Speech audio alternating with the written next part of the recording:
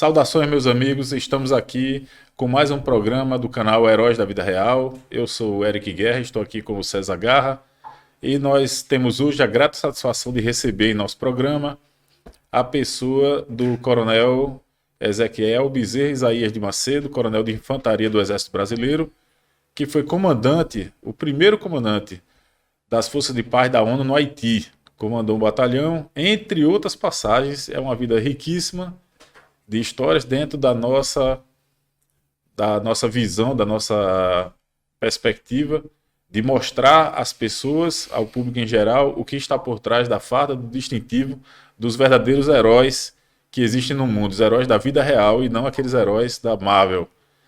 Coronel Isaías, é uma satisfação recebê-lo e eu faculto ao senhor a palavra aí nesses primeiros momentos.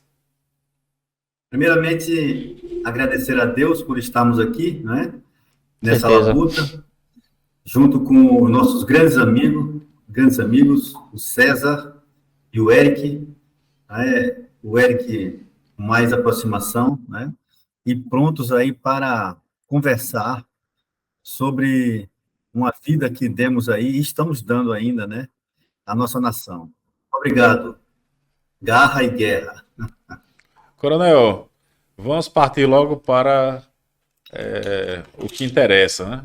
Chegaremos aí mais para frente na situação do senhor lá no Haiti, em missão real pela ONU, mas muito interessa aqui ao nosso público entender como se forja, como é que se forma e se forja um homem com tais aptidões, né? Que vai mais na frente receber uma missão dessa e desembocar com sucesso. Como é que foi a infância do senhor? Fale um pouco aí do início da sua vida. Eu sou potiguar, né? Eu nasci em Natal, aí nessa cidade maravilhosa.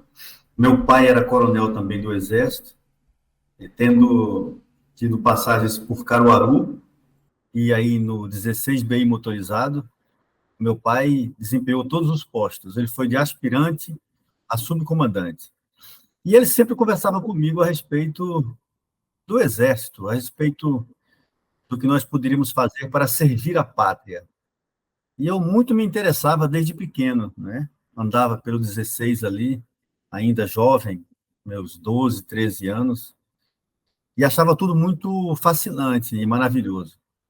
E Deus me deu a honra, né, de eu fazer um concurso nacional, né, porque para entrar para o Exército Brasileiro e ser formado oficial, você tem que passar por um concurso nacional, né? Naquela época, existia duas possibilidades de se entrar no Exército: fazendo um concurso para o então ensino de segundo grau, que hoje chama-se ensino médio, na Escola Preparatória de Cadetes do Exército em Campinas, que foi por onde eu entrei, onde nós passávamos 3 anos, e de lá seguíamos para as Agulhas Negras, né? A Academia Militar das Agulhas Negras. E o outro caminho era o caminho mais difícil, porque eram menos vagas, era você fazer concurso direto para a AMAN, né? Nós temos aí cerca de 10 ou 12 colegas nessa situação. Nossa turma de oficiais da AMAN eram cerca de 330. Eu costumo dizer que mais de 30 já estão no céu, né? Já prestaram seu compromisso aqui e foram chamados para fazer parte do escalão precursor. Essa semana nós perdemos mais um companheiro, mas é a vida, né? Então, eu tive uma infância muito boa, viu, Garra e Guerra, não é? Uma infância de um garoto de classe média, né? Meu pai era militar, tinha o possível para dar para a gente, né? Estudei em boas escolas em Natal, estudei inclusive na escola doméstica quando eu tinha 3, 4 anos, e aos 14 anos eu passei para a Escola Preparatória de Cadetes do Exército, e lá em casa foi uma divisão geral, porque Posse, né, coronel? Muito precoce, né? Sua entrada, então. Pois é. Meu pai ficou felicíssimo e minha mãe ficou muito triste, porque sabia que ia me perder, né? Então, com 15 anos, eu me dirigi para a SpaceX, entrei lá em 1975. Eu lembro muito bem que lá na nossa turma, nós éramos tão jovens que quando a gente ia para o stand, viu, Guerra? A gente atirava revólver 45, era o revólver maior que a mão da gente, né? E a gente atirava de mosquetão. Não sei se vocês já ouviram falar do tal de mosquetão. Sim, Que o quando a gente Mosquepau. atirava, Mosquetball. o coice para trás era tão grande que a gente caía para trás. Mas foi uma verdadeira experiência, por quê? Porque fugiu a tudo que eu vivia, né? Campinas é uma cidade, naquela época já era uma cidade muito grande, tinha ótimos cinemas, né? Um transporte público maravilhoso, mas fazia muito frio, né? E aqui no Nordeste a gente nunca estava acostumado com frio, né? Então eu peguei frio aí de 10 graus, 9 graus, com vento, com muito vento e com muita chuva. Então eu me lembro que nos 3 anos de ensino médio, a cada final de ano a gente acampava, fazia um acampamento, porque a finalidade maior era o ensino médio mesmo, né? Nós tínhamos todas as matérias, né? E o ensino médio, além de outras que naquela época não era comum, né? Nós tínhamos também já noções de redação estilística, física, química, bem aprofundada, que aqui no Nordeste não se usava muito. E eu fiquei bastante assim feliz, porque a outra forma de você entrar no Exército que eu não falei, que não fosse por concurso, era através do Colégio Militar, né? Então, todos os alunos dos colégios militares do Brasil, cada colégio militar recebia uma cota de vagas, 10 vagas, 15 vagas, né? Então, eu me lembro muito bem que eu era muito amigo do pessoal do Colégio Militar de Recife e do Colégio Militar de Fortaleza, porque eu era de Natal e não tinha sido de nenhum colégio militar. Eu queria ter estudado no Colégio Militar, não sei se vocês conhecem Recife, mas na época o Colégio Militar de Recife não tinha internato, né? Meu pai morava em Natal, então eu vim fazer concurso aqui em Recife. Inclusive, teve esse detalhe, né? Dos 99 candidatos que fizeram prova no Rio Grande do Norte, somente eu passei, né? Com muita honra, né? E desde cedo eu me dirigi, como você falou, Garra, né? Eu já era funcionário público, porque tinha passado no concurso com 15 anos, né? Já usava farda, já tinha minha conta no banco. Muito Lógico, precoce era uma demais. pequena remuneração mais para a gente ser um ser humano livre, né? E desde aquela época eu já comecei a respirar o Brasil, né? Porque o oficial das Forças Armadas, como o Eric falou, o Guerra falou, é um oficial do Brasil, né? Então depois vocês vão ter a oportunidade aí de ver que eu passeei por todo o Brasil, decidi praticamente em todas as regiões do Brasil. Então, a gente pode dizer que o senhor teve uma infância basicamente no bairro Tirol, em Natal, onde o senhor morava na No Vila Militar, Tirol, e a sua na Vila adolescência. Militar, aí da Avenida Hermes da Fonseca, vocês conhecem muito bem, né? Nós Sim. temos duas vilas militares, a Vila Militar de Oficiais, que fica mais próximo da Hermes da Fonseca, e a Vila Militar do Subtenente Sargentos, que fica mais lá atrás, já perto do morro, em direção à praia do outro lado, né? E aí a adolescência do senhor praticamente foi na Escola Preparatória de Cadetes do Exército, em Campinas. E daí o senhor, naturalmente, pela carreira do senhor, foi para a Academia das Agulhas Negras. Conte aí como Isso. foi essa Aí, Quando passagem. você, quando você terminava os 3 anos, Guerra, você tinha a opção. Eu tenho vários companheiros que não foram para a AMAN depois, né? Mas eu sempre quis ir para a AMAN, né? Então, Isso foi quando com você que idade, terminava coronel? a escola preparatória de cadetes, você já tinha sua vaga garantida na AMAN, porque você já estava contratado e você já era funcionário público, né? Então, entramos novamente na AMAN.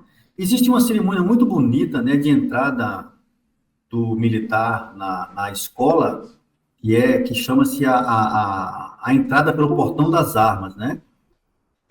O aluno mais antigo na escola preparatória, o cadete mais antigo, me desculpe, mais jovem, o aluno mais jovem abre os portões da escola e o aluno mais jovem, o cadete mais jovem abre os portões da AMAN, né? E nós entramos marchando, cada um no seu uniforme, né? Quem vinha da SpaceX já com o uniforme militar mesmo, quem vinha do Colégio Militar com o uniforme do Colégio Militar, e alguns 10 ou 12, como falei para vocês, entravam em trajes civis, porque isso aí era muito bom, Garra e Guerra, porque você tem uma abrangência do Brasil todo, né? Nós não podemos ter um oficial do Exército regionalizado. Então, na minha turma, nós tínhamos gente desde Manaus até Porto Alegre, né? Então, todas as regiões do Brasil eram contempladas. Lógico que, com certeza, tinha mais gente do eixo São Paulo e Rio, né? Porque era um eixo que era mais, sempre foi, né? Mais desenvolvido e ali onde você tinha mais chance de passar, né? Com melhores escolas, com um ensino melhor, né? Mas nós do Nordeste, o pessoal do Norte e o pessoal do Centro-Oeste e o pessoal do Sul também fomos bastante congratulados quanto a isso, né? Então, nós entrávamos nos dois portões, né? Então, eu fui para a AMAN, como o Eric perguntou, né? E lá são 4 anos, né? O curso é um curso que corresponde a um curso civil, tá? Hoje em dia, o aspirante a oficial, depois dos 4 anos de AMAN, ele sai bacharel em ciências militares, na vertente MEC, e sai aspirante oficial na vertente militar. Ou seja, se ele terminar o curso e quiser sair do Exército, ele pode ser bacharel em ciências militares e ser como vocês aí, jornalistas, ter seu blog, né, se dedicar a outras atividades, né? Tem um Então, curso nós superior. temos É um curso superior para fins do é MEC. um curso reconhecido pelo MEC, né? Então, lá na AMAN, nós tínhamos o primeiro ano, que era o curso básico. Nesse curso, a gente aprendia direito, filosofia, estatística e outras leads maiores, de todos os campos, porque o oficial do Exército tem que ter uma ideia geral de tudo para que ele possa desempenhar bem sua função. E no final do primeiro ano, ele escolhia a arma, né? Que pode ser infantaria, cavalaria, artilharia, engenharia, intendência, comunicações e material bélico, né? Cada um com a sua quantidade de oficiais. Eu fui para a infantaria, né? E graças a Deus fui muito bem classificado, eu entrei 7º colocado na infantaria, né? E desempenhei meus 3 anos trabalhando com a lead da infantaria, que é justamente a arma que vai mais à frente, a arma que fica em primeiro escalão. Nós temos um adágio que diz que a infantaria é a única arma que vê a cor dos olhos do inimigo, não é? Nós estamos mais à frente e de frente, na linha de Linha de frente. frente. Exatamente. Então, no caso, Coronel, até para me entender aqui, abrir um parênteses também, Eric. Uma vez que Eric e o senhor são das Forças Armadas, ou foram, eu não fui a pessoa que não servi. Então, para as pessoas que estão nos assistindo agora, para poder ter esse entendimento, eu conheço o Exército pelo serviço obrigatório militar. Aos 18 anos, ou antes dos 18, a pessoa se apresenta, né? É assim? Isso aí. Então, aí fora isso, né, se o jovem que quer, ele pode, pelo que eu entendi do coronel, ele foi precoce. Ele entrou antes dos 18 anos, ele entrou nas Forças Armadas. Foi assim, coronel? Ou me corrija? Foi, eu entrei exatamente. Naquela época tinha um ensino médio pelo Exército. Hoje não tem Sim, mais. tá certo, entendi. Hoje só existem, ou seja, a escola preparatória hoje é 1 ano e o curso hoje de graduação de bacharelado em ciências militares são 5 anos. Você faz 1 ano em Campinas e 4 em Resende, nas Agulhas Negras. Mas, para você saber, essa semana, inclusive, eu fiquei muito feliz, você falou em serviço militar obrigatório, está saindo o aspirante esse ano, saiu o aspirante no ano passado, em dezembro do ano passado, um militar que tinha sido soldado, não é, no seu batalhão, ele estudou, fez concurso, e hoje ele é tenente do Exército. Então, existe essa outra possibilidade. A outra vertente que existe é você ser praça, né? A praça, ela vai de sargento até subtenente. Então, existe hoje várias instituições que formam os sargentos do Exército. E para que vocês até valorizem o Nordeste, o ano passado, foi lançada a pedra fundamental da Escola de Sargentos do Exército, porque o Exército atualmente tem várias formações de sargentos. Sargento de helicóptero, sargento de logística. O sargento de helicóptero é formado em Taubaté. O sargento de logística é formado no Rio de Janeiro. Os sargentos combatentes são formados em Três Corações, na ESA. Então, daqui a 10, 12 anos, esse projeto é um projeto grandioso, né? O Exército está montando a Escola de Sargentos do Exército, a ESRE, aqui em Recife, mais precisamente na região de Paudalho. Então, nós estaremos formando todos os sargentos do Exército aqui no Nordeste, na nossa cidade de Recife, né? Aqui em Recife nós teremos, nós desestruturaremos, retiraremos todas as escolas do Brasil e traremos todos para Recife, na Escola de Sargentos do Exército. É a outra Interessante. vertente que você pode entrar, né? Muito E bom. os outros, como você falou, é serviço militar inicial, né? Você entra como soldado pelo chamamento da pátria quando você faz 18 anos. Coronel, então, findo esse período formativo, o senhor Naaman logrou tornar-se um aspirante oficial, naturalmente foi designado para uma unidade de tropa. Como é que foi a sua E primeira lotação? eu fui designado para o 14 Batalhão de Infantaria Motorizado em Jaboatão dos Guararapes, né? E lá eu fui aspirante oficial. Quando o oficial sai da AMAN, ele tem 6 meses de experiência. Por isso que o nome é aspirante oficial. Depois de 6 meses, ele é promovido a segundo tenente, e aí começa a carreira dele, né? Se tudo correr bem com ele, né? Digamos assim, é um período probatório. E eu fui aspirante oficial para o 14 BI motorizado, onde passei 4 anos lá. E de lá, eu fui convidado para servir no CPOR de Recife, né, onde conheci posteriormente o Eric, né? Não na minha primeira passada, porque eu passei 2 vezes pelo CPOR. Então, inicialmente, eu fui designado para servir no 14 BI motorizado, em Jaboatão. É um quartel de tropa, né? É o maior quartel daqui do Nordeste. E também o Quartel mais bem famoso, ralado, por sinal, né? Para quem não Isso. conhece o 14BI, saiba que o Pernambuco. renome oficial dele é o Inferno Verde. Né? Isso aí, nacionalmente, ele é conhecido, é um quartel bem raladinho. É o Regimento do Inferno, né? RI, né? Regimento de Infantaria. Né? Meu Regimento Deus do céu.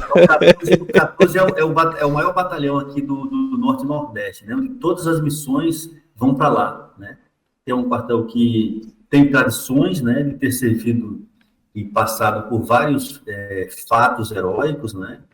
Desde a época no final do século passado, né, passando pela intentona comunista e todos os outros fatos heróicos que teve no aconteceram, o Paraguai 14 também, né? sempre esteve presente. O 14 teve na Guerra do Paraguai, não foi, Coronel?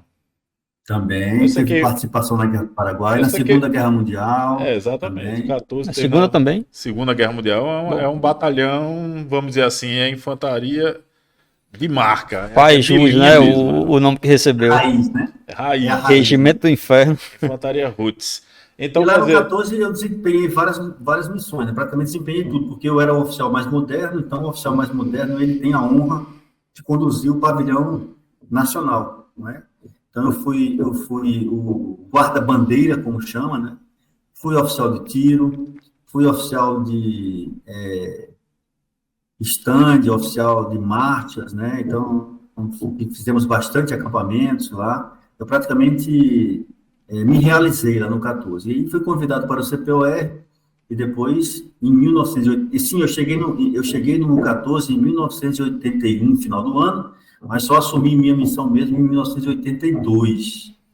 Em 1985, eu casei e fui convidado para o CPOR, assumindo minhas funções no CPOR em 1986, onde passei 4 anos e chegou a hora de eu fazer o mestrado no Exército, que é o chamado a Escola de Aperfeiçoamento de Oficiais. Normalmente você faz o mestrado no Exército com cerca de 9 a 10 anos depois de ter se formado, né? Então, passei 4 anos no 14, 4 anos no CPOR e fui fazer o mestrado no Rio de Janeiro. As escolas do Exército, todas elas estão situadas no Rio de Janeiro. O mestrado, o doutorado, as escolas da Brigada Paraquedista, as escolas de comunicações, as escolas de logística. Atualmente, somente a escola de helicópteros, que é situada em Taubaté, né, com a Brigada de Aviação do Exército. então o senhor fez o mestrado na ESAO e após a conclusão com êxito desse curso, o senhor foi lotado onde? Pois é, quando terminou o curso, eu fui designado para o 24º Batalhão de Infantaria Motorizado em São Luís do Maranhão, não é?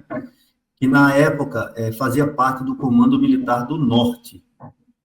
Voltou para o Nordeste, agora voltou de novo para o Comando Militar do Norte, né? Então lá passei 1 ano, né?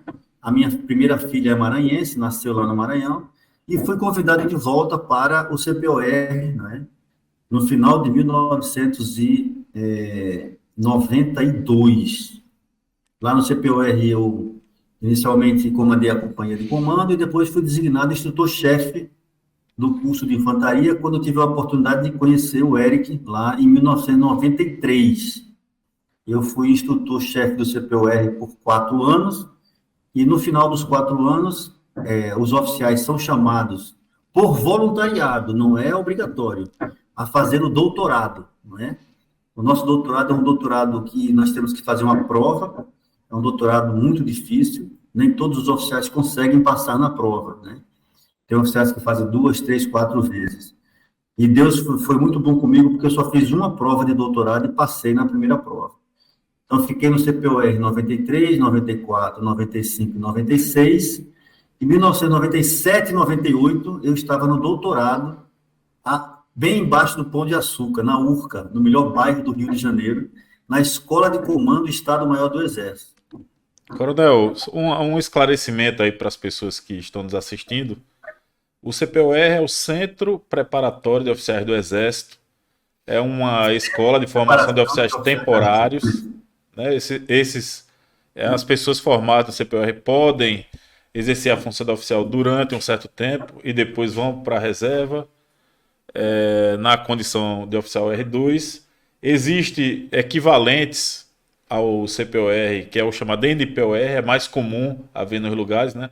Mas a diferença é que o NPOR é o núcleo de preparação de oficiais da reserva, tem um curso só, geralmente sediado na sede Um período do de 8 batalhão. anos, é isso que fica, isso? Variou com o tempo, esse período em que o contrato do oficial temporário. Então, já foi 4 anos, já foi 6 anos, Sim, já foi 7, já variou. foi 8 anos. No momento, eu acho que ainda é 8 anos, né? Voltou a ser São 8 anos. 8 anos. Já 8 foi até anos 9 anos, mas é perigoso porque você não pode ficar 10 anos numa instituição, porque senão você ganha estabilidade, né? Então, Isso. atualmente, o Exército está regulando em torno de 8 anos o tempo Então, que o oficial pode ficar. Só para esclarecer ao R2. pessoal o que é o CPOR, que fala a sigla, às vezes a pessoa não O tem intimidade. CPOR, o que o Eric está falando, né, é o Centro de Preparação de Oficiais da Reserva, né? Nós temos aí CPORs em Recife, em São Paulo, no Rio de Janeiro e em Porto Alegre, nas grandes sedes das capitais. Fora isso, como o Guerra falou, são os NPOR, são núcleos, né, em cada capital do Brasil, nos quartéis mais importantes, né, que formam somente um grupo. O CPOR de Recife, ele forma praticamente todas as armas, né? Naquela época que eu servi lá, não formava a cavalaria, me parece que agora está formando cavalaria também.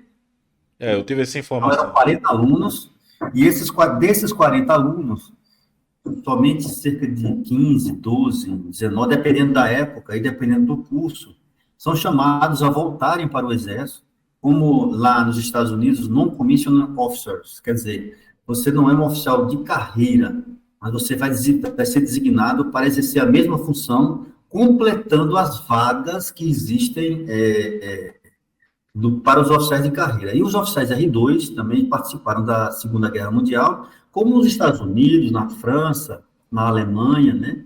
Então, os oficiais R2 do Exército, eles têm o mesmo status do oficial de carreira, só que eles só ficam um tempo, né? Eles ficam somente, como o Eric falou, já foi 4 anos, já foi 6, já foi 8, atualmente está em 8 anos. Lá no CPOR, os oficiais são formados num curso de 1 ano, né? Em período de meio expediente, porque o Exército exige que os oficiais estejam fazendo faculdade, né? Para que ele não se prejudique na sua vida civil. Então, ele vai fazer o CPOR e, ao mesmo tempo, ele está fazendo sua faculdade. Quando ele terminar o CPOR, se ele não quiser continuar no Exército, ele prossegue na sua faculdade e vai servir a pátria como um cidadão civil, né?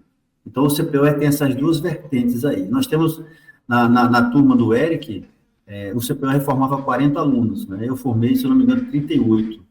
Parece que 2 tiveram um percalço lá. Desses 38, depois o Guerra pode confirmar, eu acho que uns 15 chegaram a ser oficiais mesmo que passaram mais tempo, né? No 14, na Companhia de Guardas, APE, e até mesmo fora de Recife, dependendo das vagas que abriram. Você poderia ser chamado para Manaus, poderia ser chamado para Belém, dependendo de onde existissem vagas e não fosse desejo do aluno. É isso aí, confirmando as informações aí do coronel, nesse ano específico aí, o ano de 93, do curso de infantaria do CPOR de Recife, 10 foram para a tropa como tenentes, modestamente eu estava incluído As no meio turmas desses começavam aí, com quantos, Eric? Quantos alunos? 40. 40, sim. Essa em particular formou 38 aspirantes, porque Sim. 2 tiveram problemas no meio do caminho, mas aí somente 10 foram para a tropa como tenentes. E uma nota pessoal, né? Passar por uma formação com o Coronel Isaías, na época, Capitão Isaías como instrutor-chefe, Deu muito trabalho, Coronel Eric. só Deus sabe. Um oficial atento, rigoroso. Eric foi o primeiro colocado dos 40, né? Eu tive o Olha aí, olha aí. O Eric a gente chama de 01. É o 01 na tropa. No exército é o 01. O Eric, ele tem esse apelido aí, é o 01, porque ele foi o primeiro colocado no curso. E o Eric ficou depois, mas você se viu na companhia de guarda. Isso. Você viu na companhia de guarda, na então 7ª RMDE, que agora é DE, apenas 7ª DE, né? Também. E também passei um tempo no Colégio Militar do Recife, onde comandei a companhia de comando de serviço. Olha aí. Teve Eu não sabia dessa no Colégio Militar. Quer dizer, você veja, né, Garra, que você pode aprender muito, né, como oficial temporário. Agora você tem que colocar na cabeça que você é temporário, né? Você só vai passar exato, tempo, né? Exato. Eu sempre falo isso, né? Para que os alunos não pensassem que aquilo ali era a profissão dele, né? Porque o CPOR, a finalidade do CPOR é justamente isso, é complementar a quantidade de vagas dos oficiais de carreira. Então, quando eu estava em Jaboatão, eu tinha comigo 5, 6 ou 7 oficiais temporários que complementavam as vagas dos oficiais de carreira das Agulhas Negras, que a gente não tinha condição de formar tanto oficial assim, e que também nós precisamos ter esse segmento na sociedade, né?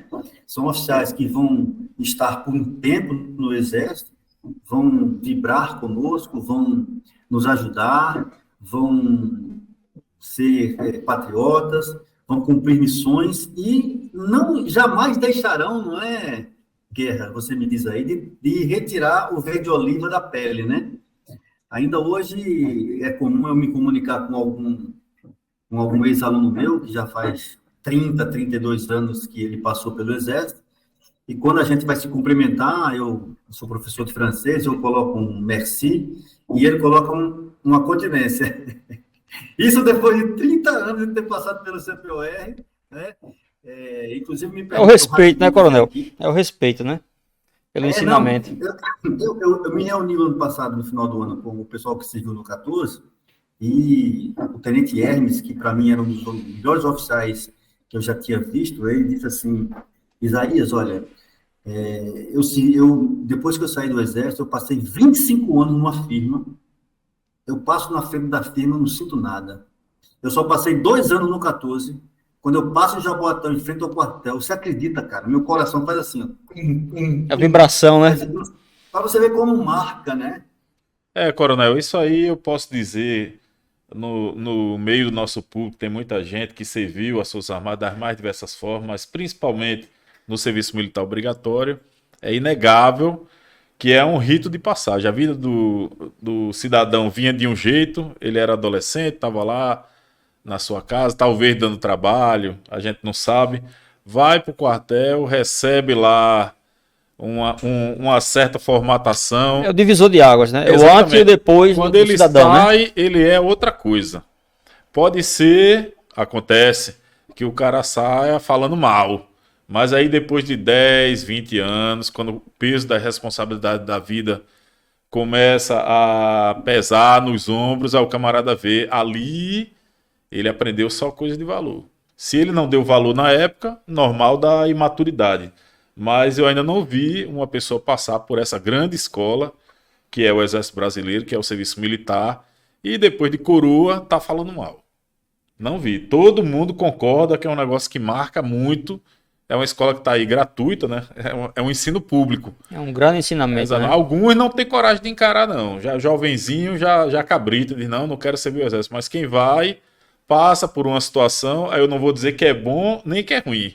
Posso dizer que eu, particularmente, gostei muito. Todo mundo passa. Ao passar, depois não pode negar o valor. Realmente, as Forças Armadas têm sido uma grande escola para gerações, né? E aí, quem estiver assistindo aí esse programa, pode colocar sua opinião nos comentários, né? Que a gente vai gostar bastante de interagir. Mas essa é a verdade. Mas vamos voltar, Coronel, para a vida do senhor.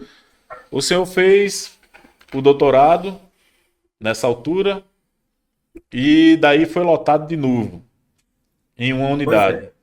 O doutorado, nosso doutorado, são 3 anos de acordo com o MEC, né? O primeiro ano é por correspondência e os 2 anos seguintes são físicos, né? Então, os nossos cursos, Guerra e Garra, é interessante vocês saberem disso, e os espectadores que estão nos ouvindo, todos os cursos do Exército são reconhecidos pelo MEC, desde a graduação em Ciências Militares, passando pelo mestrado em Ciências Militares, e passando pelo doutorado em Ciências Militares, né?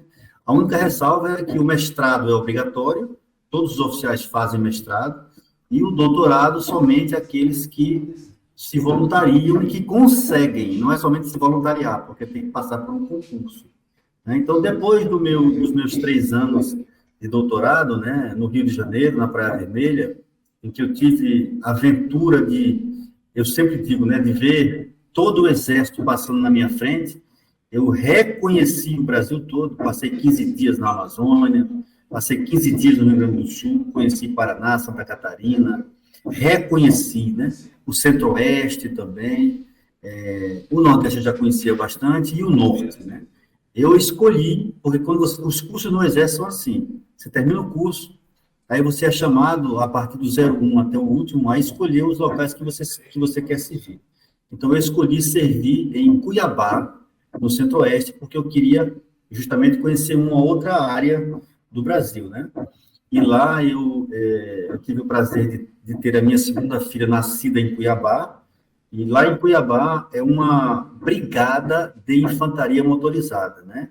Vocês já ouviram falar do batalhão, que é uma instituição básica, e uma brigada tem 3 batalhões, né? Então, em Cuiabá, nós temos a 13ª Brigada de Infantaria Motorizada, a Brigada Barão de Melgaço, né? E todo aquele pessoal de Rondon, aquele pessoal do Centro-Oeste ali, a maioria deles é muito bem homenageado lá em Cuiabá. Chegando lá, eu exerci a primeira função de chefe da seção de operações, mas 3 meses depois, o chefe do Estado-Maior da Brigada, que é o segundo no comando, o primeiro é o general, o segundo é o Shen, que a gente chama chefe do Estado-Maior, pediu reserva, e dos 4 majores que estavam lá, eu era o mais antigo, eu já fui alçado à função de Shen. Eu fui chefe do Estado-Maior da 13ª Brigada, ainda como major, né? Fui precoce, né? No Exército, muitas coisas que eu fiz, eu fui precoce. Aqui uma coisa que faltou pontuar é exatamente o doutorado que o senhor se referiu, na verdade, foi uma graduação na Escola de Comando Estado-Maior, não é isso aí? A ESEMI. Isso. A gente só tratou aqui dentro, por doutorado. Por que é doutorado? Porque você, quando termina o curso, você faz toda a vertente militar e você também é submetido a uma banca pelo MEC com 5 doutores que vão avaliar você. Então, depois você recebe o diploma de doutor em ciências militares, exatamente igual no MEC, no Ministério da Educação e Cultura. Com a diferença, para o nosso público entender, que o senhor, na verdade, qualificou-se ali para compor o Estado-Maior das unidades do Exército, nas grandes unidades, no caso, né? Isso, o doutorado possibilita você a ascender até ao generalato, né? E a partir do doutorado que você começa a conviver com os generais. Você começa a chegar mais perto e começar a ver já o Exército um pouquinho mais de cima, né? Então, eu cheguei como major, como chefe do Estado-Maior, e fiquei 2 anos em Cuiabá. E de lá de Cuiabá, eu desejava servir em Brasília, que eu nunca tinha servido em Brasília, e é justamente outro comando militar de área, eu fui servir no Comando de Operações Terrestres, que nós chamamos de COTER, né? Então, na época, o COTER tinha 2 subchefias, uma subchefia de preparo e outra subchefia de emprego. Preparo cuida das instruções, né? As instruções dos soldados, dos oficiais, e o emprego cuida das manobras e das guerras que o Exército pode vir a desempenhar, né? Eu fui designado para a seção de emprego da Força, né? E lá, quando eu estava no COTER, eu tive uma honra de ter sido designado pelo Exército Brasileiro para representar o meu país na Suécia. Né? Passei 15 dias na Suécia, a convite do Exército Sueco. Né? Eles convidaram 4 oficiais do Exército, um dos quais fui eu. Isso aí foi em 2002. Então, eu servi em Cuiabá em 99, 2000, 2001 e 2002 eu estava no COTER. Chega um momento da vida do oficial em que você tem que comandar. É o momento mais glorioso, não é? Geralmente 25, 28, 30 anos depois que você se forma. Você se prepara o tempo todo na sua vida para ser o comandante de um quartel, né? E quando eu estava em Brasília, tudo que a gente faz, a gente preenche relações, né? Eu preenchi uma relação, e o Exército me brindou com o comando do 19º Batalhão de Infantaria Motorizada, o Batalhão da Serra, situado na Grande Porto Alegre, que eu também não queria comandar no Nordeste, fui comandado no Rio Grande do Sul, né?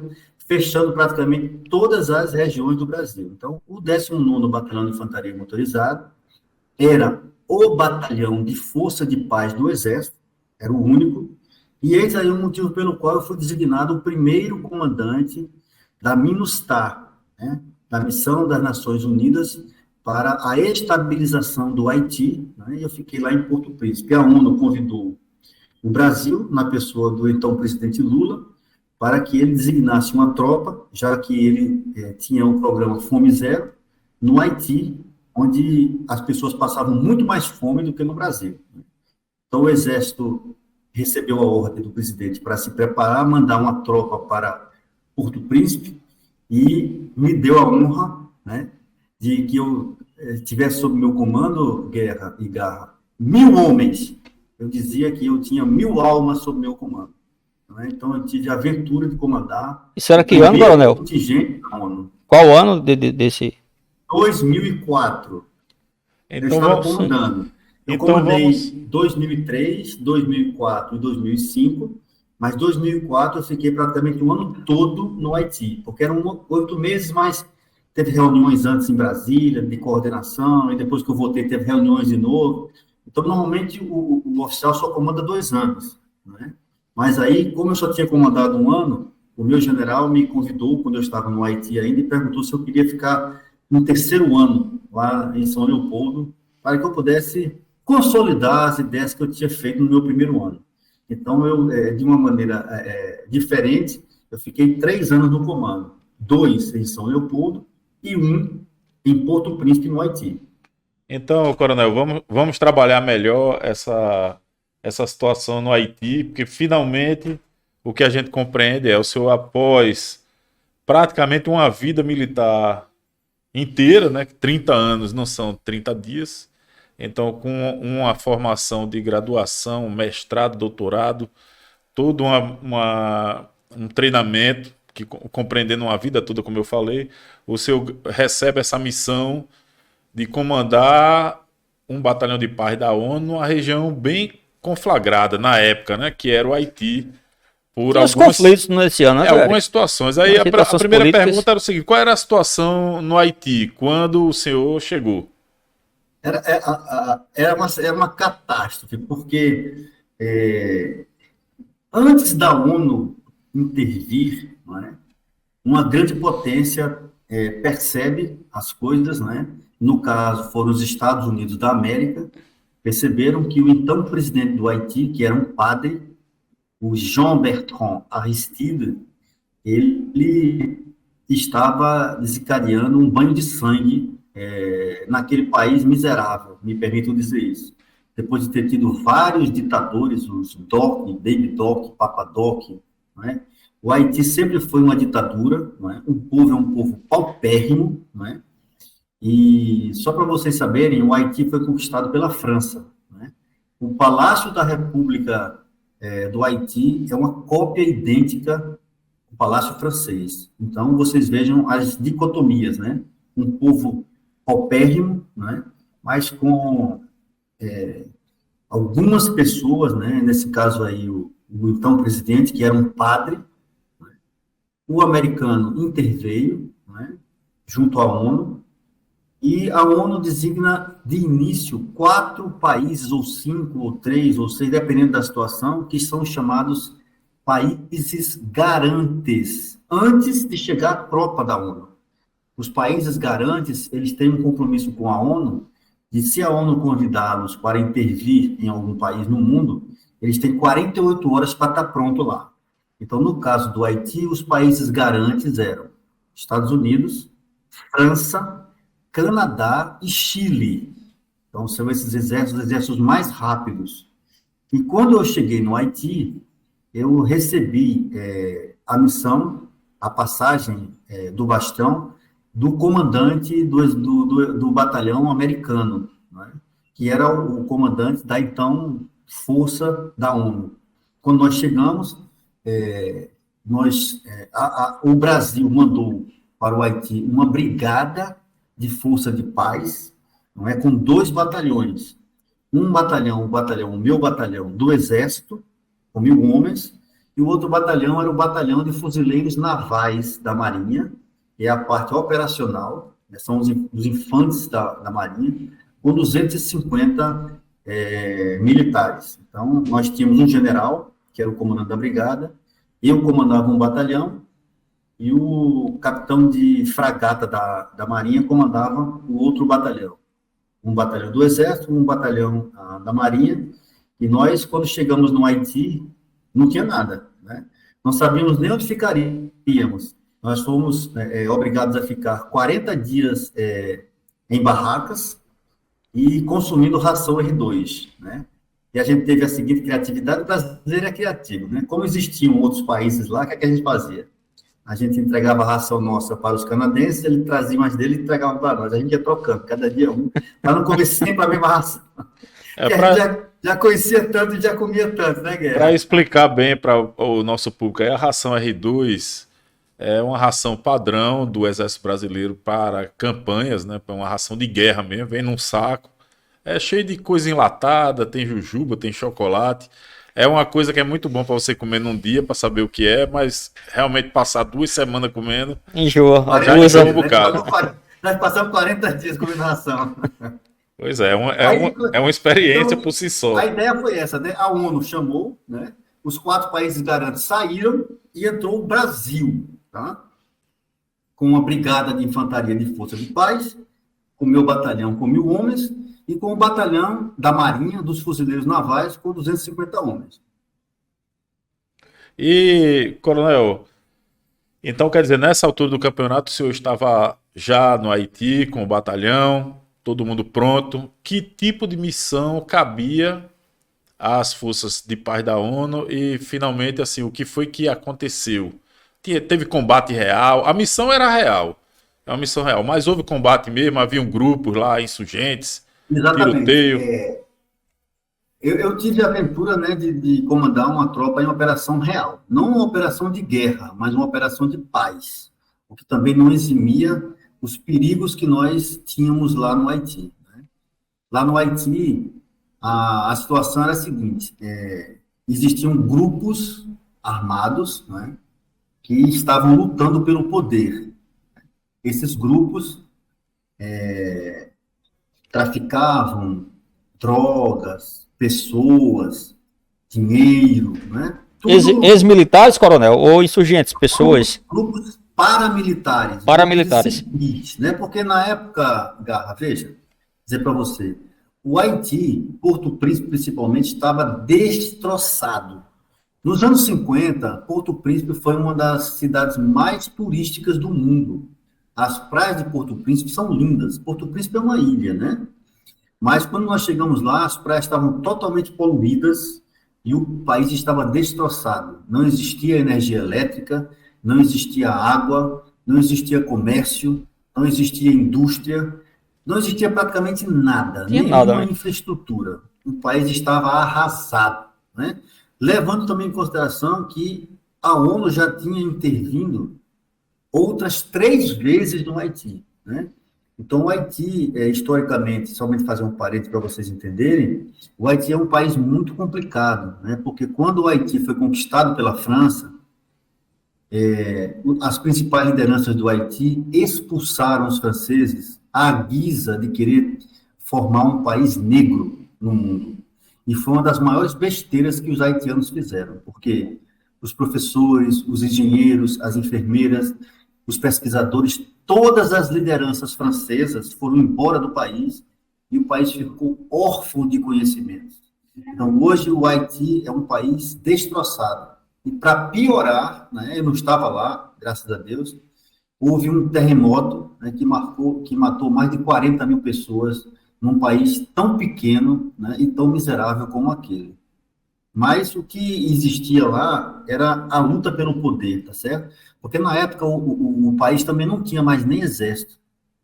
O Haiti estava totalmente corrompido por forças paramilitares, né? Alguns militares que tinham sido militares e que tinham desertado, porque o presidente não estava mais nem pagando os militares. Imagina você ser militar, você usar a farda e chegar no final do mês e você não recebeu o dinheiro. Não tem dinheiro. Então, os militares, eles decidiam, né, saíam da força, faziam seus grupos para tentar eles mesmos, né, angariar o poder, né, e tentar impor o medo, né? Então, era muito comum nós sairmos. Só para vocês entenderem, o meu batalhão, ele tinha 4 companhias de força de paz, tá? A primeira companhia, a segunda, a terceira de infantaria, e a quarta companhia, uma companhia de cavalaria com os veículos blindados M113 Urutu.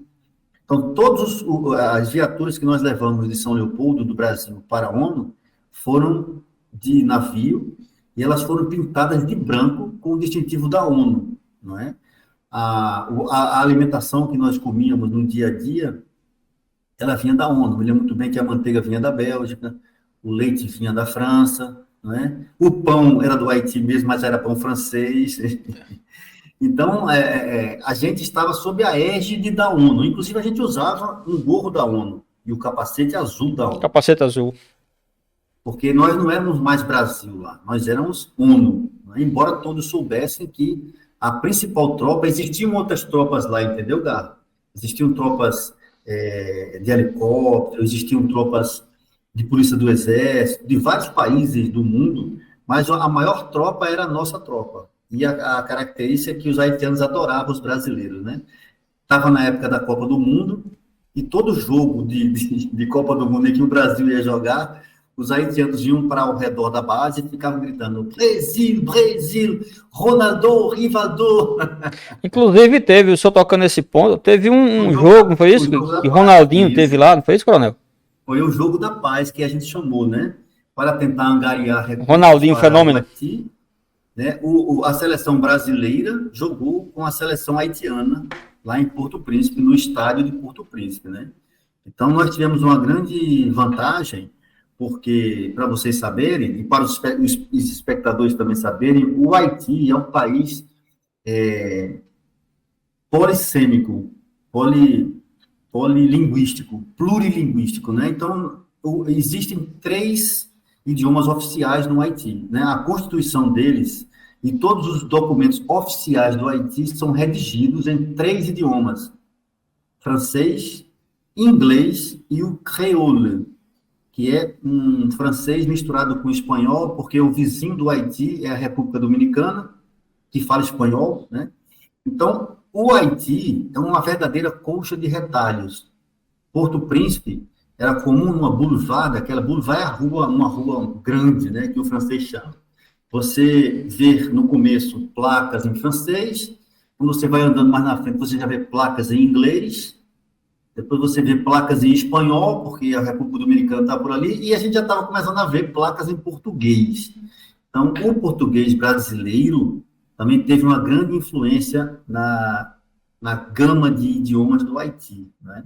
Então, nós precisamos aprender algumas expressões em francês, né, porque a maioria da língua que é falada no Haiti é o francês, só que não é o francês, é o creole.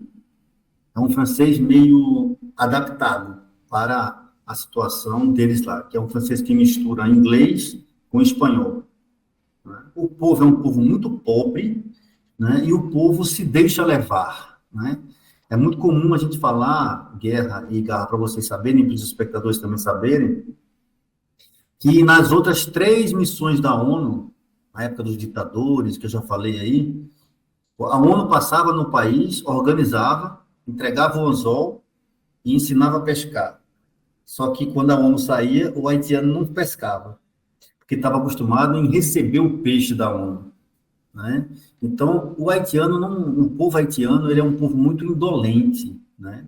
Nós temos aí a situação bem clara, né? Primeiro que eles são muito carentes, é um povo pobre, é um dos países mais pobres do mundo, e segundo que eles se acostumaram a serem ajudados, sempre serem ajudados. Então, todas as vezes que a ONU saía da missão do Haiti, aí que a gente pensava que as coisas iam melhorar, as coisas degringolavam de novo, né? Aquelas gangues que a ONU tinha conseguido debelar, né? Prender os principais líderes, não é? Pacificar para que a população continuasse um ritmo de vida normal, voltava tudo de novo, né? Então, lá no Haiti não circulava nenhuma riqueza, entendeu, Eric? Não circulava nada, era comum você... Lá é muito parecido com um país também próximo do Equador, então, quando clareia, todo mundo vai para a rua, porque as pessoas não fazem 3 refeições diárias lá. Quando elas têm sorte, elas fazem uma refeição. Muita gente trabalha o dia todo por um prato de comida. Isso aí foi importante para nós, militares, e até para mim também, porque eu passei a dar muito valor a um copo d'água, viu? Porque a gente via pessoas passando... Aqui no Brasil, se você já sabe o que é pobreza, né? E extrema pobreza, lá é pior ainda do que tudo que você pensar, né? Porque não circula riqueza lá. As pessoas que têm um pouquinho mais de dinheiro, né, digamos assim, a classe média, se é que existe classe média lá, eles mandam os filhos para os Estados Unidos, né? Para serem formados nos Estados Unidos, porque no Haiti só existe o ensino básico, e o ensino básico do Haiti é o ensino francês. Agora, é muito comum a gente ver as criancinhas todas arrumadas, as meninas todas com cabelo arrumado, elas vão para as escolas aprender francês. Elas aprendem francês na escola, mas em casa elas não falam francês, porque ninguém fala francês. Os adultos não falam mais francês. Então, ela volta e desaprende tudo que ela aprendeu na escola e começa a falar creole. Escolas, coronel, escolas técnicas e faculdade não existem, então, lá? Não existe, porque, como ele disse, né, Garra, é incrível que foi tudo embora, né? Não tinha indústria, não tinha comércio, não tinha serviço, o trânsito era um caos, né? Não tinha, os semáforos todos eles desligados, as pessoas não tinham acesso a bens de consumo. Os supermercados que existiam em Porto Príncipe, que eram 2 ou 3 só, eles eram altamente reforçados, porque quando você abria um supermercado, a população com fome, ela queria invadir, né? Então, era comum você ver vários seguranças pagos pelos supermercados, né? O principal deles é o Carrefour, né? O supermercado Carrefour, ele tinha vários supermercados lá, porque é um supermercado francês, né? Então, ainda hoje, o Haiti guarda muitas marcas, né, da época em que a França passou lá, e ainda hoje a França ajuda muito o Haiti.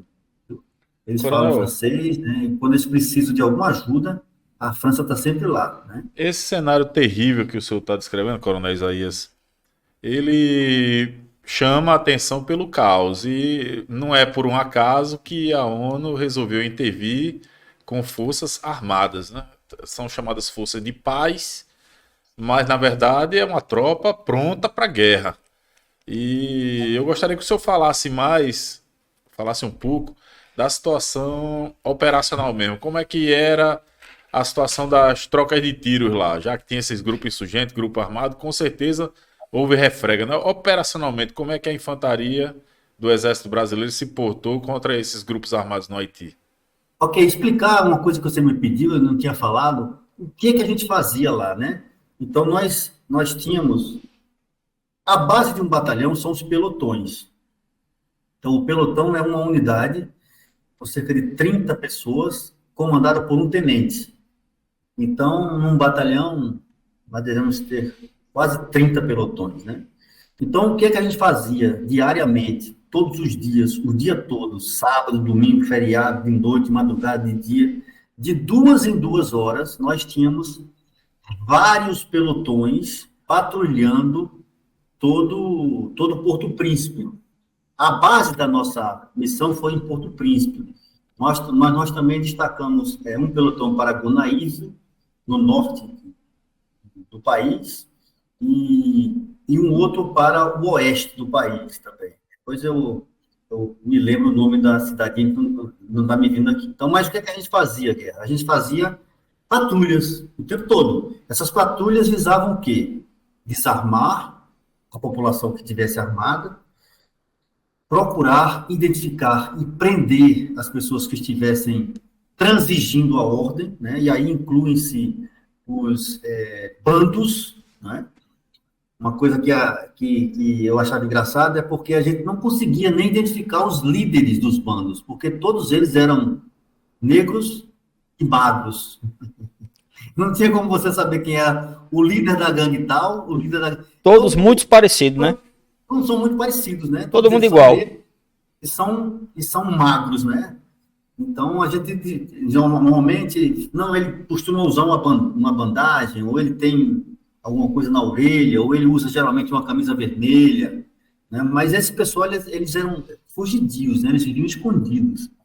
E o que era comum, como o Guerra falou, imprimir o terror, né? Uma gangue matando os integrantes da outra gangue. E como lá no Haiti não tinha IML, era comum a gente ver, quando o dia nascia, um corpo ou outro que era colocado no meio da principal rua, né, da principal avenida do Haiti, justamente para causar terror na outra gangue. Uma gangue matava e colocava o corpo, geralmente decepado, a cabeça de um lado e o corpo do outro, para causar bastante terror e medo, né? Então, nós da ONU, além da gente combater isso tudo, procurar identificar, e fizemos várias operações lá, de guerra mesmo, como o Eric falou, né? Porque nós estávamos lá para cumprir uma missão de paz, no entanto, nós estávamos armados e prontos para a guerra, né? Então, se fosse preciso, a gente desencadearia fogo.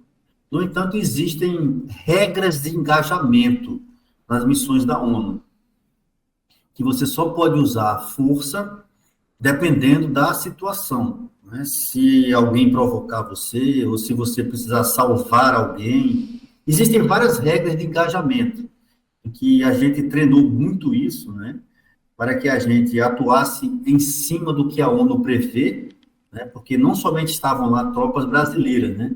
Tinham tropas da Ásia, tropas da África, tropas da Europa, né? E todas elas tinham que seguir as mesmas regras de engajamento.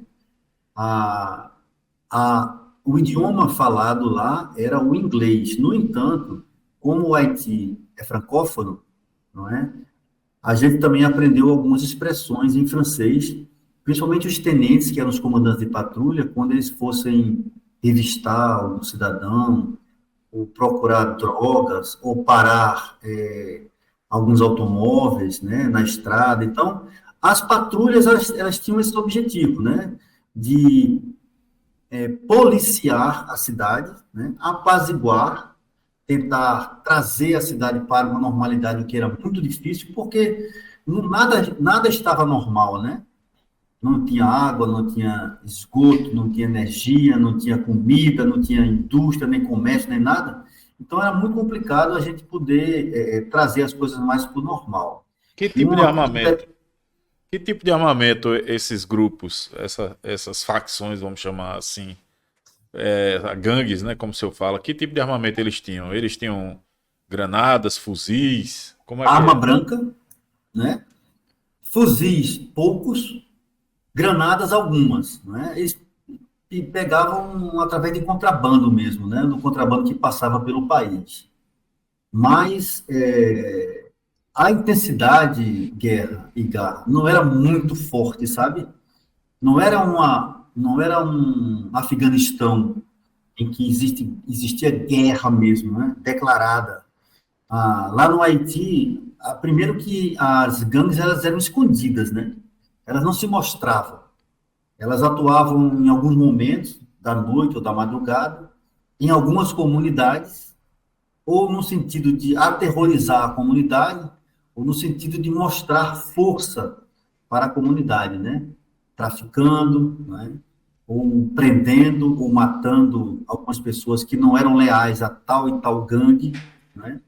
E junto disso tudo, o Haiti também tem uma característica muito interessante, né? Eu não vou entrar em muitos detalhes aqui, mas vocês sabem que é a religião voodoo, certo? Porque o Haiti é um país tribal, né? Então eles não são católicos, nem evangélicos, como normalmente nós somos aqui, né? Então eles são um país de crenças tribais. E a principal religião deles lá é o voodoo, tá certo? O voodoo parece um pouco com o espiritismo voltado nosso aqui no Brasil para Xangô, Iemanjá, aquelas entidades, né? O São espiritismo entidades. afro. Exatamente. Embora não estivesse na África, né, Guerra, você citou muito bem, né? É uma espécie de religião afro. Mas o voodoo é um pouquinho mais embaixo e às vezes é uma religião que é meio violenta, né? Nós não tivemos problema nenhum com a. Eu só estou citando para vocês saberem, os telespectadores saberem, né? Mas nós não tivemos nenhum problema com religião no país. Até porque também, Garra e Guerra, eles são muito discretos lá, sabe? Como é uma religião muito diferente, para você chegar num templo voodoo, você não consegue entrar fácil, né? Existem os líderes que fazem toda aquela triagem ali. E o Coronel, nosso pessoal não estava interessado também muito nisso, né? Sim, sim. eu queria entender melhor essa situação dos crimes, das gangues, né, que o senhor chegou a citar. Eram conflitos mais por sobrevivência, tráfico de drogas, ou tinha aquele cunho político, disputas políticas, ou era tudo misturado, já que o país estava em Não, desordem? veja bem, você falou uma outra coisa. Na época também não existia nem Senado, nem Congresso. Não existia nada mais no Haiti. Não existia deputado, não existia vereador, não existia nada, porque o país tinha se destroçado. Então, Então, o realmente era viés desordem social, político né? não existia, né? Era um viés mesmo, Garra, para demonstrar força, né? Porque as gangues lutavam entre si. Não sei dizer para você aqui quantas eram, né? Se eram 3, 5, 9, 12, né? Mas existiam algumas gangues que viviam em comunidades, né? O Haiti, Porto Príncipe é uma cidade que tem mais de 1 milhão de habitantes, né? Se a gente contar toda Porto Príncipe, contando com o Haiti é um país muito movimentado, tem uma área muito alta lá, e lá é o contrário do Brasil, né? No Brasil, as favelas ficam embaixo, né? Lá as favelas ficam no alto.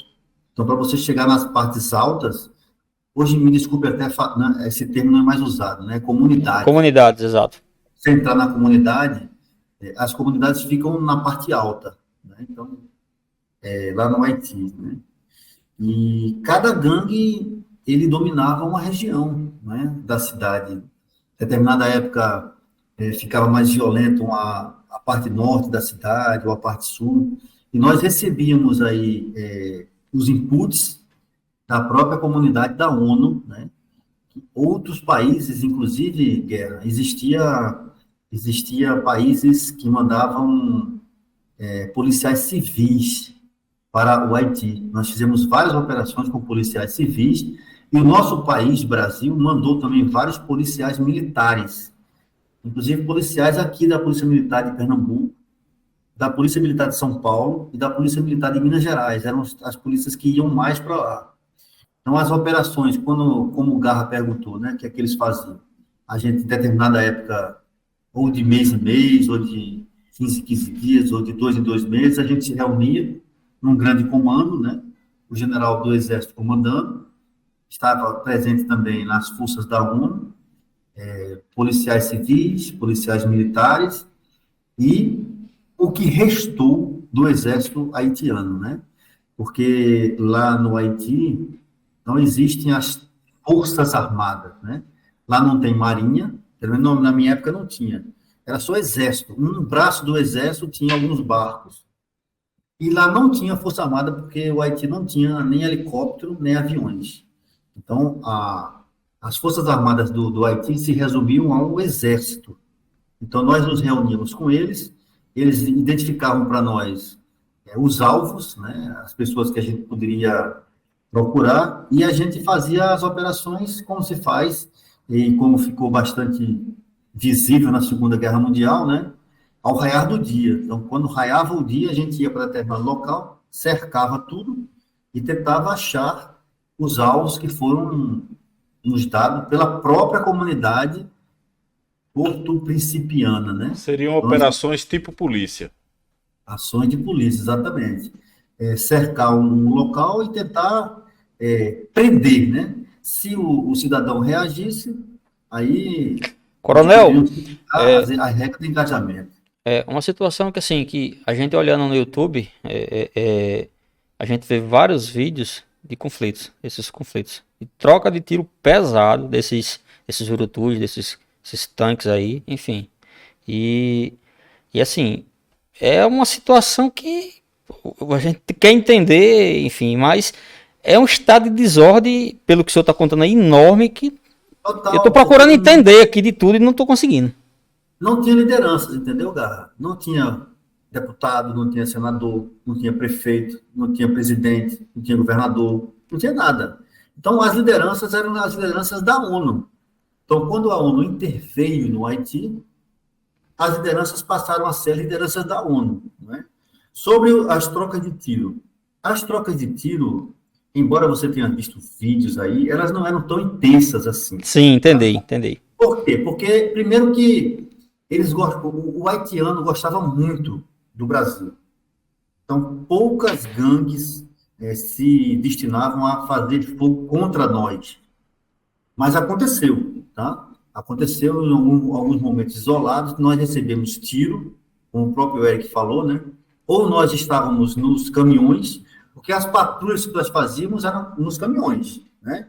Mas nós também tínhamos uma companhia, como eu falei para vocês, de cavalaria, né? Que hoje em dia o Exército chama de infantaria mecanizada. E ela vai dentro dos veículos blindados, né? Então, nesse caso, a gente podia entrar nas comunidades com os veículos blindados. Caso houvesse fogo de lá para cá, não haveria problema em relação aos nossos soldados, né? As trocas de tiro não foram muitas, aconteceram, né?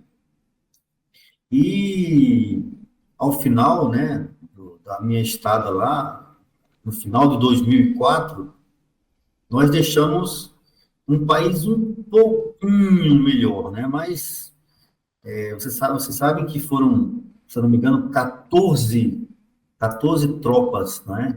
Você multiplica 14 por 2, dá a quantidade de anos aí que o Brasil passou lá, né? Entendi. Cada tropa passava 7 meses, 8 meses, né? E teve época em que o Brasil mandou 2 batalhões. Foi na época do terremoto, né? Nós tínhamos um batalhão operacional e um batalhão um pouco mais voltado para a sociedade civil, né? Tentando cuidar dos mortos, dos feridos e tentando juntar os pedaços e os cacos dos seres humanos e do patrimônio que ficou depois de o terremoto destroçar totalmente. Inclusive, nós perdemos aí cerca de 10 ou 12 militares nesses terremotos, né? Quer dizer, por cima de toda a desgraça que o senhor já tinha relatado, ainda teve um terremoto. Um terremoto grande na escala Richter, né? Eu não me lembro aí, ó. Tem uma escala, a escala Richter, que avalia. Eu já cheguei a ver alguma coisa ainda sobre esse terremoto, mas realmente ficou uma situação daqui a... Mas, coronel, então a gente pode dizer que a missão que o senhor desempenhou no Haiti, o senhor e os seus comandados, né, a tropa que estava lá, a brigada inteira do Brasil, foi uma missão coroada de sucesso. Para fim do que a ONU propôs, deu tudo certo. Mas não conseguiu resolver o país, né? Então, como é que o senhor avalia a missão de paz da ONU em si, no Haiti, e a participação brasileira? Olha, no meu contingente, Eric, graças a Deus, eu não perdi nenhum soldado, né? Eu tive um soldado que levou um tiro no capacete, mas Papai do Céu não quis que o tiro fosse de frente, porque se o tiro tivesse sido de frente, ele tinha morrido. Ele estava com o rosto um pouquinho virado. Quando o tiro bateu, ele resvalou, ricocheteou. Nós tínhamos um equipamento muito bom. é bom falar isso para os telespectadores, né? O meu batalhão tinha o que de melhor existia no Exército na época, em termos de capacete, armamento. Nós fomos com a pistola para os oficiais e os fuzis automáticos leves FAL para a tropa, A né? pistola Beretta 9mm? Não, a bereta nós não levamos bereta, não. Ela ficou meio sem... Era pistola e fuzil mesmo, Aí né? qual foi a pistola de dotação? É a pistola 9 milímetros. Aquela... Você deve ter usado ela quando você estava lá. A pistola 9 Deve milímetros. ser a Na minha, PT-92. na minha época era Beretta 9mm, Que a a Beretta pistola. ela é italiana, né? Deve ser PT-92, que é Bereta italiana, fabricação, exatamente. ou era em Bell, talvez poderia ter sido em Bell também. Além da parte de armamento, eu tinha também 4 cozinhas alemãs, chamadas cozinhas caixa, que era o nome da cozinha, em que eu cozinhava em movimento. Essas cozinhas elas ficavam no reboque, e se o batalhão estivesse se deslocando, precisasse deslocar o dia todo, né, porque lá em Porto Príncipe, nós tínhamos um pelotão destacado a 142 quilômetros de Porto Príncipe, né? Mas a gente percorria esse percurso em 6 horas, porque as estradas eram totalmente esburacadas, né? O país não tinha praticamente estradas e também tínhamos o risco de, aconteceu algumas vezes, de saques, né, aos comboios da ONU. Então, nós íamos protegendo os comboios que iam levar alimentos para a população, né? Então, nós tínhamos um equipamento muito bom, o capacete, os uniformes, os coturnos, né? Então, eu tive um soldado que levou um tiro no capacete, mas ele não aconteceu nada com ele. Tive outro soldado que levou um tiro no pé, e aí o tiro penetrou no pé dele, mas lá na missão nós tínhamos um hospital da Argentina, muito bem dotado, né? O soldado foi evacuado rapidamente para o hospital da Argentina. Eu visitei o meu soldado lá, ele fez uma cirurgia e ficou bom. Mas eu tive um cabo que ele teve leptospirose, né? E estava gripado também. E esse cidadão quase que ele vai para o céu, porque ele começou a definhar, e nós foi preciso a gente pedir um helicóptero da ONU para evacuá-lo de Porto Príncipe para a República Dominicana, porque, incrível, né? São 2 países vizinhos, o Haiti é paupérrimo e a República Dominicana é rica. Inclusive, para você passar na fronteira de um país para outro, é a maior rigorosidade do mundo, porque É todo mundo quer passar uma para ilha com outro. esses dois países, não é isso aí? Exatamente. A ilha é dividida por esses 2 países, né? Contraste imenso, né? De um Qual lado a é, pobreza e do outro lado a riqueza. né? Francófono falando francês, paupérrimo. A leste, a República Dominicana, hispanofônica, falando espanhol, um país rico e todo arrumado, né? Então, nós evacuamos o cabo para a República Dominicana, ele foi internado num hospital de boas condições, emagreceu 14 quilos, mas não foi para o céu, não. Graças a Deus, ele se recuperou e nós voltamos, levamos 1.000 almas e voltamos com as 1.000 almas para o Rio Grande do Sul, né? Missão Graças a cumprida. Deus. Missão cumprida, Missão né? cumprida. Ao término dessa missão, Coronel Isaías, como é que ficou a carreira do senhor? O senhor retorna ao Brasil e o que aconteceu? Exato. Né? Então, somente fechando o que você perguntou, Guerra, que eu não fechei lá, né? Em relação à minha visão da missão da ONU, né? O meu contingente foi o contingente inicial. Então, a ONU não poderia querer que a gente tivesse grandes resultados, né? O que é que nós fizemos? Nós chegamos lá e tentamos colocar a casa em ordem, né? Deixamos um país um pouco melhor do que nós pegamos. Não piorou, Mas, né? piorou depois, né? Quem assumiu o comando foi um companheiro da minha turma, né, que comandava o 5º BIL, Batalhão de Infantaria Leve, em Lorena, São Paulo. Ele levou o batalhão para substituir o 19. Ele ficou mais 7, 8 meses, e aí depois o Brasil resolveu em fazer batalhões de comandos militares de área, né? Você se lembra que foi aqui um contingente de Recife, depois ia um contingente do Rio de Janeiro, ia um contingente do Centro-Oeste, ia um contingente do Norte, etc. Né? E a visão que eu fiquei da missão da ONU é que a ONU realmente é uma instituição muito valorosa, né? Porque nós sofremos várias inspeções de material, tudo, né? E as pessoas inclusive os espectadores aí, que quiserem fazer concurso para ser integrante da ONU, né? Ele faz uma prova, né? E precisa falar inglês, né? É o que eles pedem lá, para que você vá servir na ONU.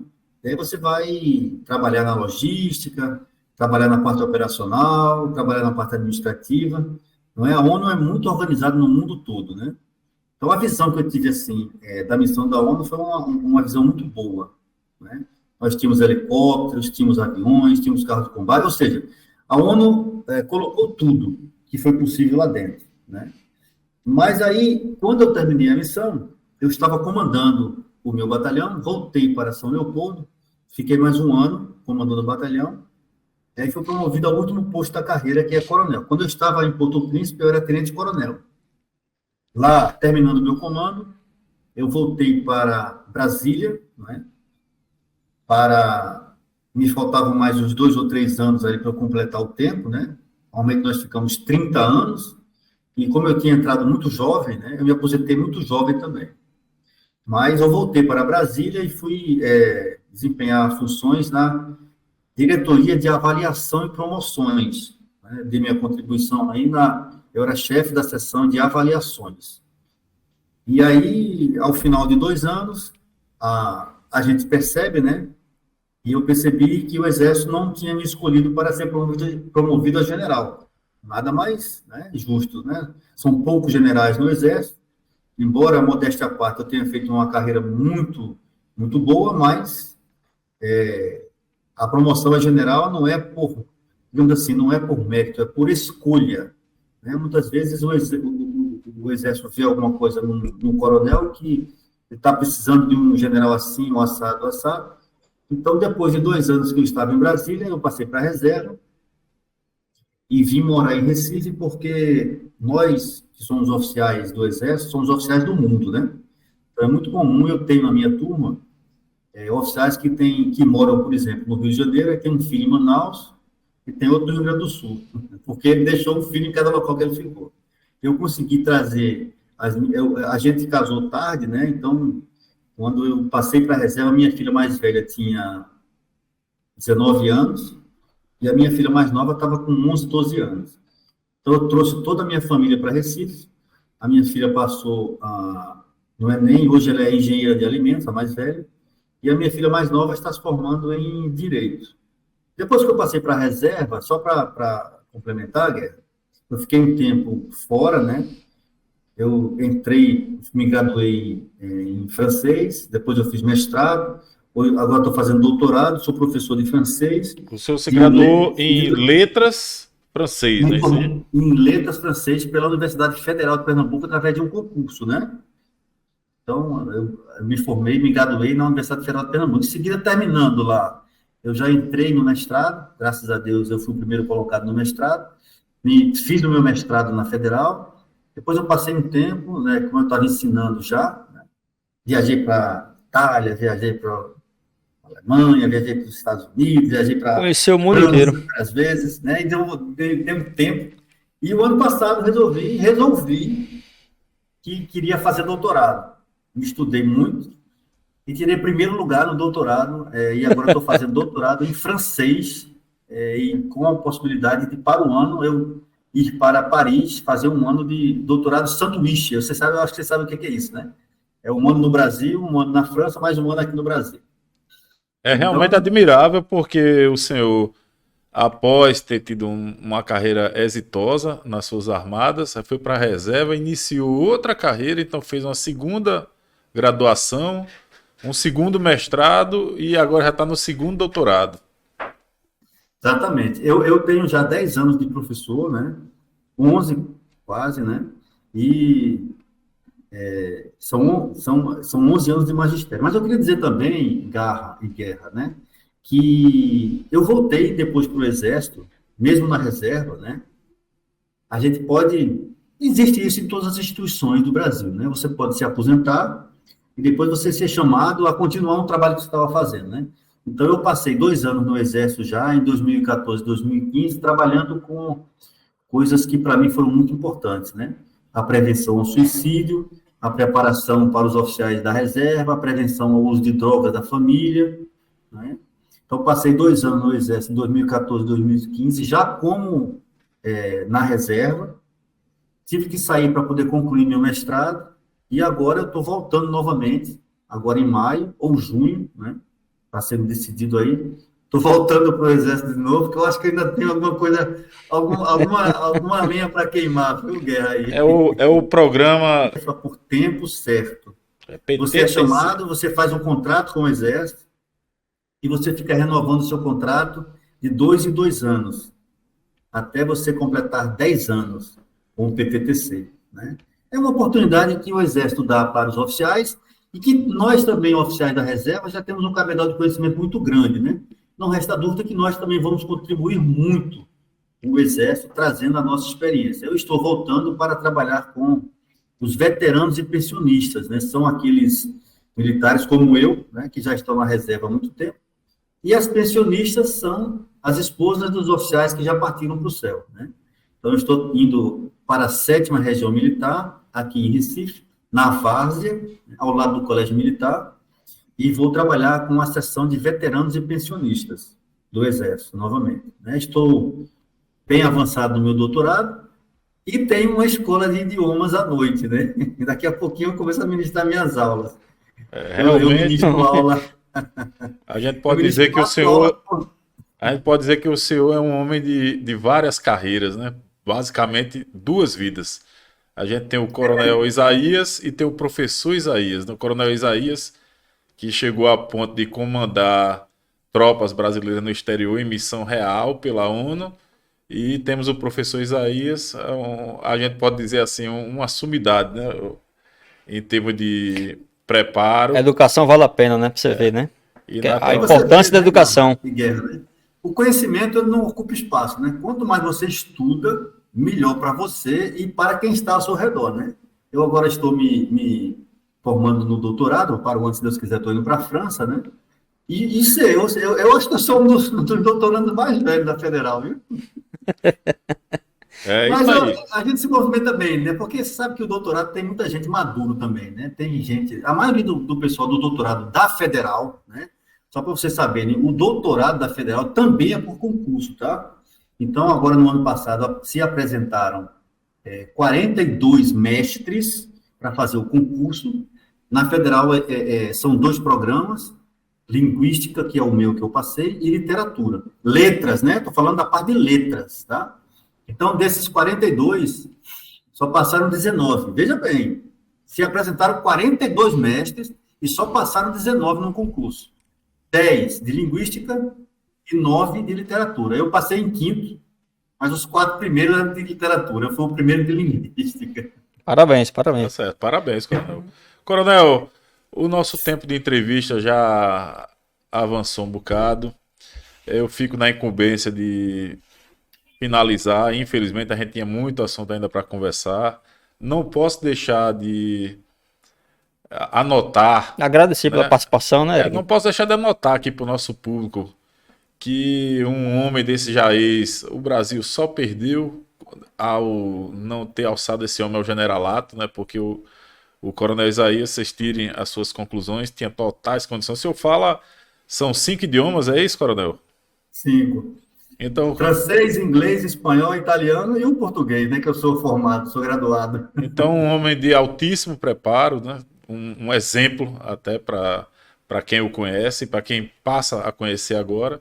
E, Coronel, eu só tenho a agradecer a presença do senhor, a espontaneidade aí de ter compartilhado com todos nós como foi a vida do senhor, e nesse momento eu lhe faculto a palavra para dar os seus comentários finais aí nessa entrevista. Toda honra e toda glória para Deus, né?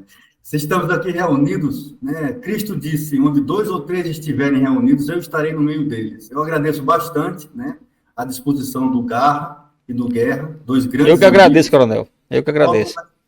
Me coloco à disposição de vocês, caso vocês desejem no futuro continuarem a entrevista. Eu me sinto muito à vontade, muito feliz, né? Porque o Guerra é um grande amigo, né?